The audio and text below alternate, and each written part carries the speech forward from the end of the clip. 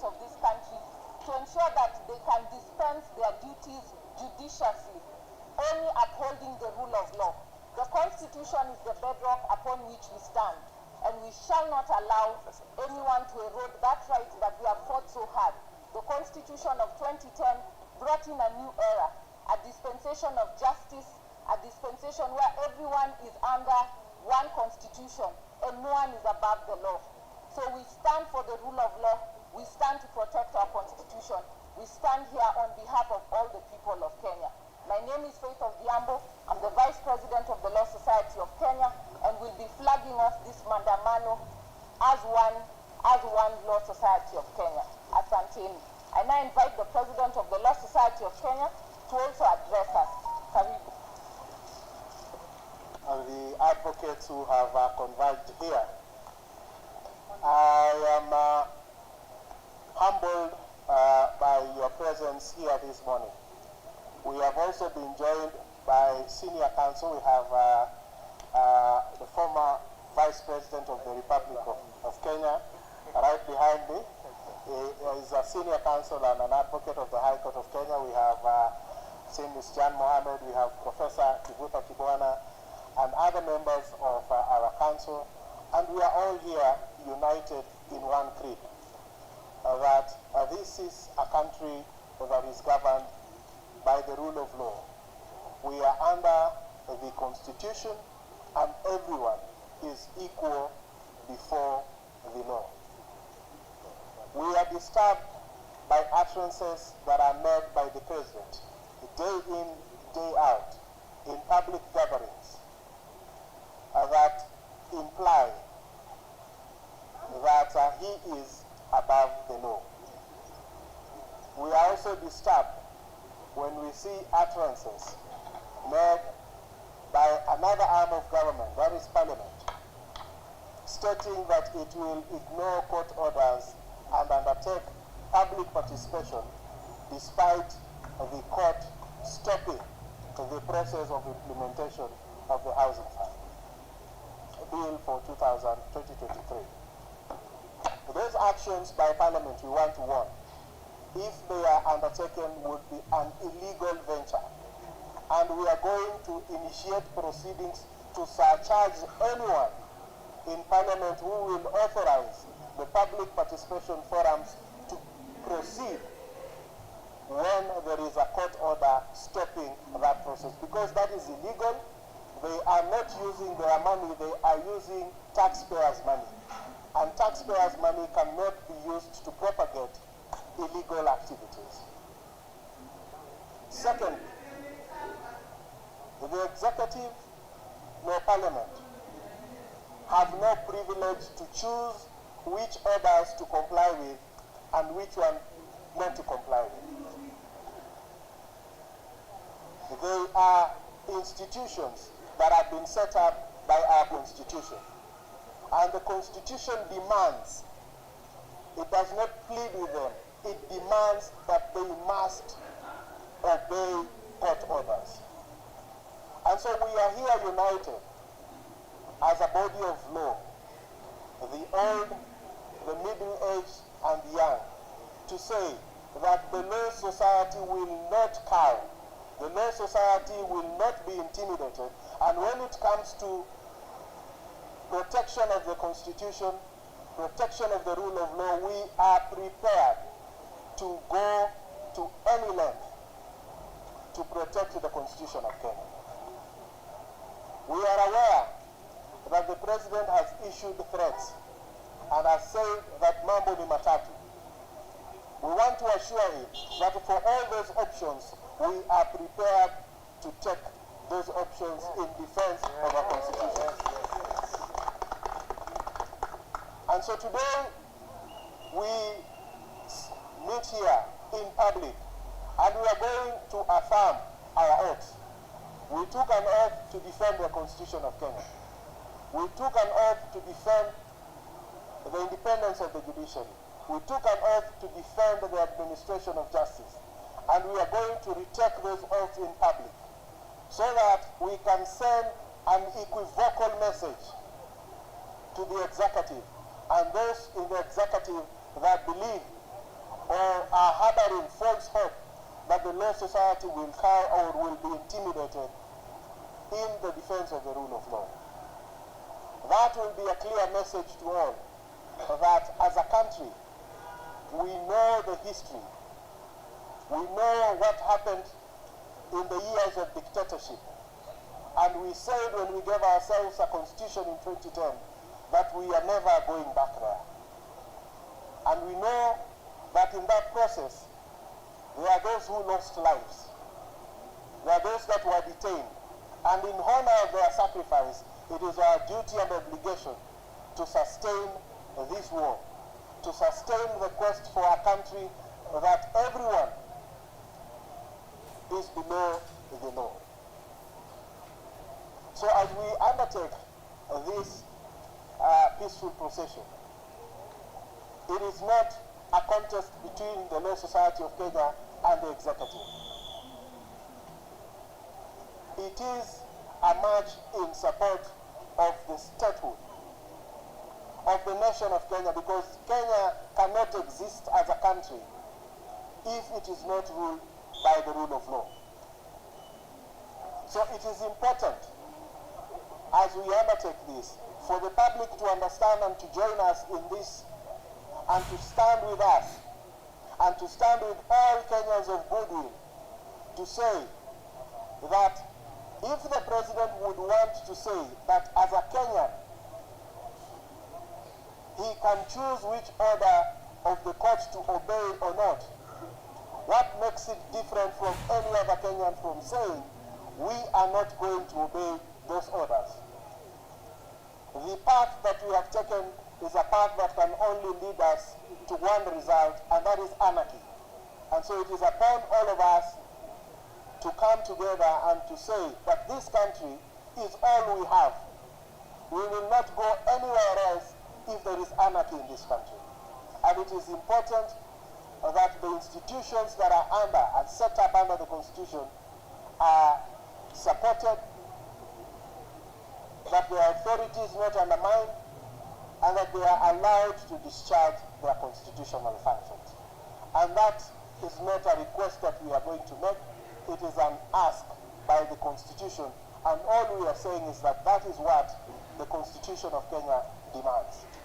So this is an action to protect and preserve the integrity of our Constitution and the integrity of our statehood. We will be communicating further actions that we are going to take in the event that the bare minimum requirements of the Constitution must be respected are not met.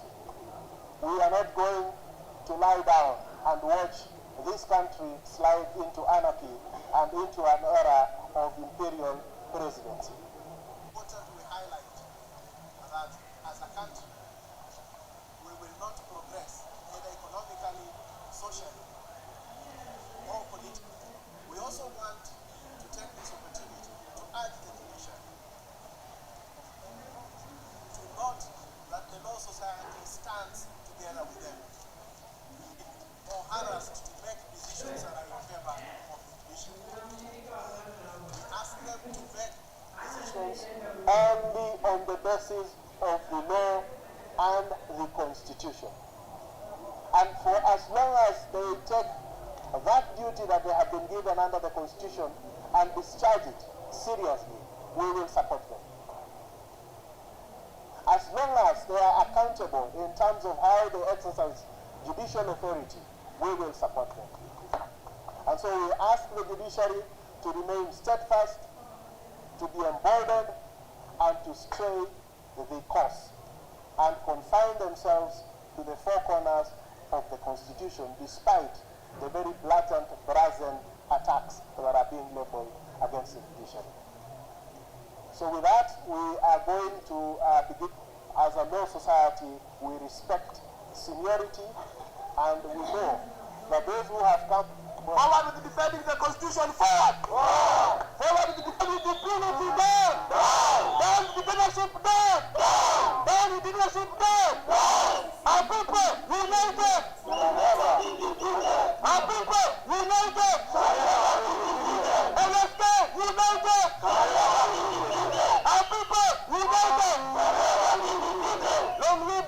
constitution. Long live! Long live the people! Long live! Long live! Wow.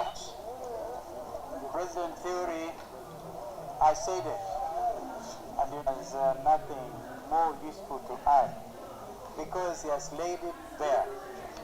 And we are here to stand in solidarity with Kenya, in solidarity with a very important historical document, Constitution 2010, and under its terms, responsibilities are very well elaborated.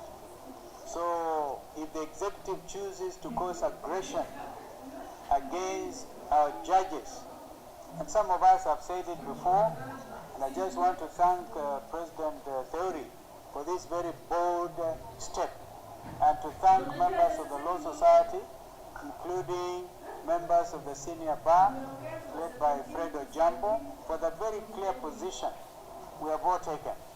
And so I was talking to members of the international media here. They are all very concerned. This is an important country, not just in the region, not just in the African region, but the world. And therefore, if Kenya gets it wrong, and we allow a situation where judges will be intimidated into issuing orders that just favor the executive, then we have lost it. Of course, the example here, and I don't know why anybody will feel so bad about it, wanting to force judges to issue favorable ruling with regard to the punitive taxes, and more particularly, the housing tax. Let them be bold enough and accept. This cannot just be accepted. And therefore, Chief Justice Martha Koome and your team, we want to say as Law Society that we stand in solidarity. We are not even here to ask you to issue any favorable orders, but just as the President has said, to do the right thing under the law. If this country is not under the rule of law, then it can only mean we are under the jungle law, and that cannot happen. That's why our parents have spent so much money to get such cream of learned lawyers and other professions as well. We know if other professions as well had the time, they would also speak the same language. So, Mr. President, Aluta continua. Struggle continues. The struggle continues. Thank you.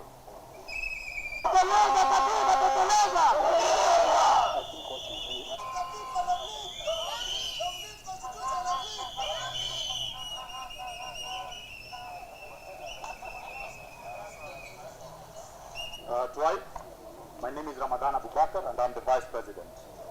To all media houses, in recent weeks we have witnessed an escalation of attacks on Kenya's judiciary through utterances by various leaders, including the President of the Republic of Kenya, His Excellency Dr. William Ruto. These concerning utterances erode judicial integrity and independence and paint as evil those who legally use courts to challenge government excesses. The East Africa Law Society is deeply concerned about these persistent attacks, which also violate the principle of separation of powers and judicial independence as enshrined in the Kenya's constitution, as well as in various international instruments, including the United Nations Basic Principles on the Independence of the Judiciary, the Bangalore Principles of Judicial Conduct, the Universal Declaration of Human Rights, the African Charter, and the Commonwealth Principles of the three arms of government. We join the Law Society of Kenya, the Judicial Service Commission, and the Kenyan people in condemning the attacks and urge government officials to refrain from antagonizing the operations of the judiciary with the cornerstone, which is the cornerstone of any just society. The attacks also have the unintended consequence of eroding confidence in the judicial system. It is our assertion that the rule of law is essential for the progress and prosperity of any constitutional democracy, Kenya included. Where grievances are raised against any official in the judicial system, we urge that the same be addressed fairly, procedurally, and within the existing legal frameworks. In solidarity with our sister bar, the Law Society of Kenya, we urge all our members from Kenya to participate in the peaceful protest organized by the society. We shall, as a regional bar, continue to champion and defend the rule of law.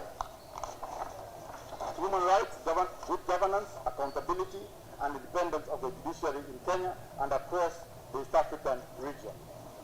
Signed by the President of the East Africa Law Society. Thank you.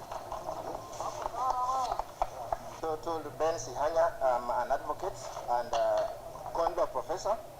So I'll read step by step and you follow after me. Raise your right hand. I, then your name. I, then you say your name. Let me start. I, then you say your name. I swear by the Almighty God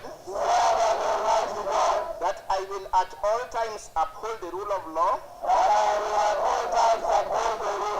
and administration of justice, and that without fear or favor I will well and truly discharge my duties as an advocate of the High Court of Kenya. So help me God.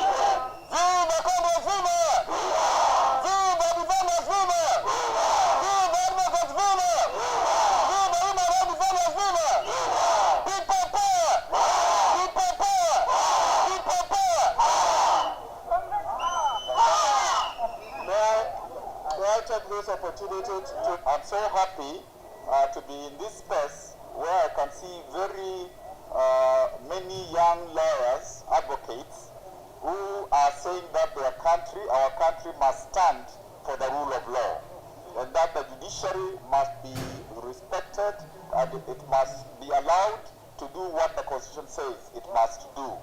So this is very encouraging, and I know all young people in Kenya similarly want a decent country for them to have opportunity. Just two quick things.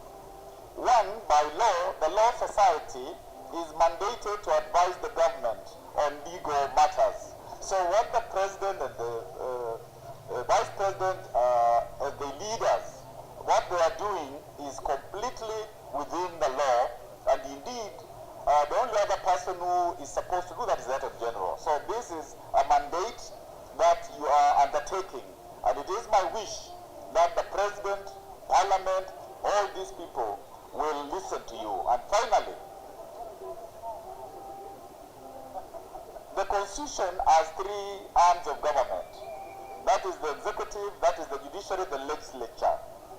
Traditionally, as an African, we know a stool has three legs. So if the President breaks one leg, the leg of the judiciary, and I think he has also broken down the leg of Parliament, then he will not be able to sit down on that stool to be able to govern the country under the Constitution. Thank you very much. Yes, I'm honored to join my colleagues, the Law Society of Kenya, to stand in solidarity with the judiciary that is under a frontal assault by the executive. And today we want to ask Dr. William Ruto to stop his unwarranted attacks on the judiciary. If he has any evidence against any of the judicial officers, let him follow the laid-down procedures.